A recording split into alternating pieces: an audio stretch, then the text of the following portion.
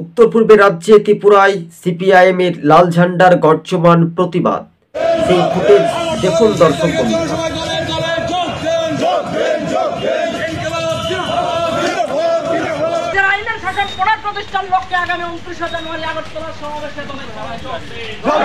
আপনারা দেখতে পেলেন সরাসরি। এবার আমরা কিছুটা প্রশ্নের উত্তর আপনাদেরকে আমরা তুলে ধরার চেষ্টা করছি।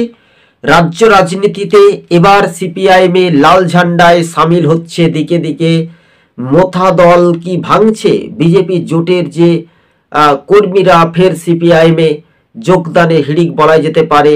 আগামী 29শে জানুয়ারি রাত পোহালেই বলা যেতে পারে আগরতলায় সিপিআইএম এর বিশাল ঐতিহাসিক সমাবেশ হতে যাচ্ছে। আর সেই সমাবেশের মুহূর্তেই কিন্তু সিপিআইএম এ বিশাল একটা যোগদানের কর্মসূচি আমরা যদি দেখি, তাহলেও যে 4000-এরও বেশি ভোটার কিন্তু সিপিআইএম এ গোপনে তাদের মিছিলে বা জনসভাতে উপস্থিত হয়ে যোগ দিতে পারে, এমনটাই সূত্র মারফত খবর দর্শক বন্ধুগণ। যা সবুজবঙ্গ নিউজ আপনাদের সঙ্গে আমরা প্রতিবেদনটি তুলে ধরেছি। এটাই বাস্তবে সিপিআইএম এর আগরতলায় আগামীকাল কিন্তু চিত্রটা আরও পাল্টে যেতে পারে বা বদলাতে পারে। এই মুহূর্তে আজকে ছিল আমাদের এই পর্যন্ত প্রতিবেদন। ধন্যবাদ।